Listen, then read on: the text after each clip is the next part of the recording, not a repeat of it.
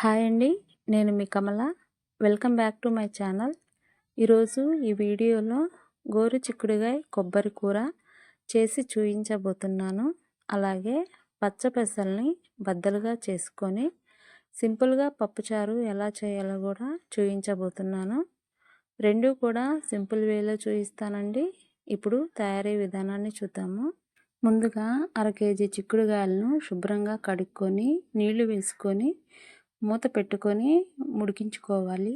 ఇలా ఉడికిన తర్వాత గ్యాస్ ఆఫ్ చేసుకోండి. నేను ఇక్కడ ముందుగానే ఉడికించుకున్నాను. ఈ చిక్కుడుగాయల్లో ఉన్న వాటర్ని వంపుకొని చల్లార్చుకోవాలి. ఇవి చల్లారేలోపు పెసల్ని ఫ్రై చేసుకుందాము. బాండీలో 1/2 కప్పు పచ్చపెసలు వేసుకోవాలి. లో ఫ్లేమ్లోనే ఫ్రై చేసుకోవాలి. ఇలా లో ఫ్లేమ్లో పెట్టి ఫ్రై చేసుకోవటం వల్ల పప్పు లోపల వరకు ఫ్రై అవుతుంది. ఇలా పప్పు బాగా ఫ్రై అయితే మనం చేసుకునే పప్పుచారు చాలా టేస్ట్గా ఉంటుంది. ఇలా ఫ్రై అయిన తర్వాత ఇప్పుడు గ్యాస్ ఆఫ్ చేసుకొని ఈ బాండీని పక్కన పెట్టుకోండి. ఇప్పుడు బండ్ల మీద పల్చగా ఉన్న ఒక క్లాత్ని పరుచుకోవాలి. ఇలా పరుచుకున్న తర్వాత మనం ఫ్రై చేసుకున్న పెసరపప్పుని మొత్తాన్ని వేసుకోవాలి. వేడిగా ఉన్నప్పుడే వేసుకోండి. ఇలా వేసుకున్న తర్వాత చపాతీ కర్ర ఉంటుంది కదా, ఆ కర్రతో పల్చగా స్ప్రెడ్ చేసుకోండి. చేతితో అయినా చేసుకోవచ్చు. పప్పు బాగా వేడిగా ఉన్నాయి కదా, అందుకనే కర్రతో స్ప్రెడ్ చేసుకోమని చెబుతున్నాను. ఇలా స్ప్రెడ్ చేసుకున్న తర్వాత చపాతీ కర్రతో గట్టిగా ప్రెస్ చేస్తూ రోల్ చేసుకుంటూ ఉంటే పప్పు చక్కగా బద్దలుగా అవుతాయి. రోలు ఉంటే రోట్లో అయినా చేసుకోవచ్చు.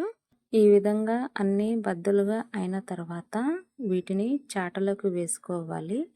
ఇలా వేసుకున్న తర్వాత చేత్తో 2 సార్లు గట్టిగా ప్రెస్ చేసుకొని ఆ తర్వాత పప్పుని చెరిగినట్లయితే పప్పు పొట్టు సపరేట్ అవుతాయి.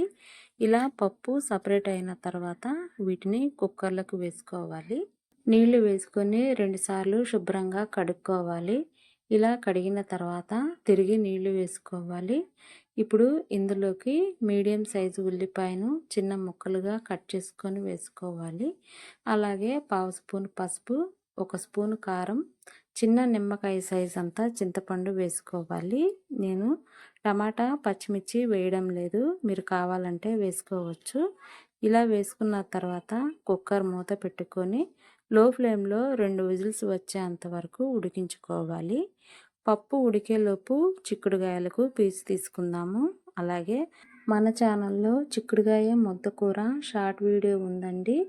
అలాగే సింపుల్గా ఇంట్లో ఉన్న కూరగాయలతో సాంబార్ ఎలా చేసుకోవాలో షార్ట్ వీడియో పెట్టాను. చూడకపోతే ఒకసారి చూడండి.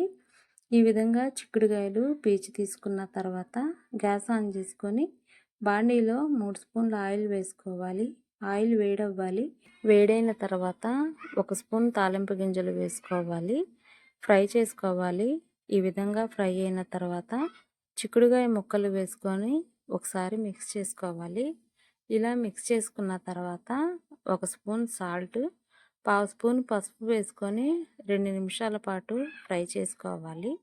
ఇలా 2 నిమిషాలు ఫ్రై అయిన తర్వాత ఒక రెబ్బ కరివేపాకు, 1 స్పూన్ కారం, 4 టేబుల్ స్పూన్ల ఎండు కొబ్బరి పొడి వేసుకొని మరొక 2 నిమిషాల పాటు ఫ్రై చేసుకోవాలి.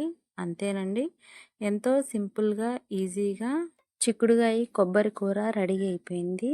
ఇప్పుడు ఈ బాండీని పక్కన పెట్టుకుందాము. పప్పు చూద్దాము. చక్కగా ఉడికి ప్రెజర్ అంతా పోయింది. పప్పుని మెత్తగా మెదుపుకోవాలి. ఇలా మెదుపుకున్న తర్వాత 2 కప్పుల నీళ్లు వేసుకోవాలి. ఆ తర్వాత రుచికి సరిపడా సాల్ట్ వేసుకొని మిక్స్ చేసుకొని ఈ పప్పుని పక్కన పెట్టుకుందాము. ఇప్పుడు తాలింపు వేసుకుందాము. బాండీలో 2 స్పూన్ల ఆయిల్ వేసుకోవాలి. 1 స్పూన్ నెయ్యి వేసుకోవాలి. ఈ మొత్తం వేడవ్వాలి. వేడైన తర్వాత 1 స్పూన్ తాలింపు గింజలు వేసుకొని ఇవి చిటపటలాడిన తర్వాత చిన్న సైజు ఉల్లిపాయను ముక్కలుగా చేసుకొని ఫ్రై చేసుకోవాలి.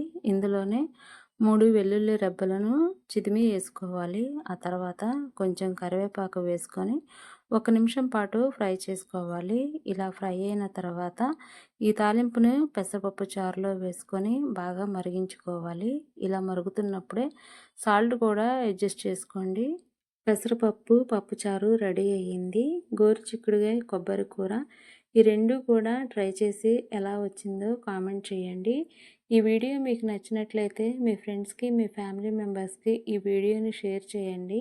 ఫస్ట్ టైం మన ఛానల్ని చూస్తున్నట్లయితే ప్లీజ్ సబ్స్క్రైబ్ చేసుకొని ఫాలో అవ్వండి. Thank you for watching.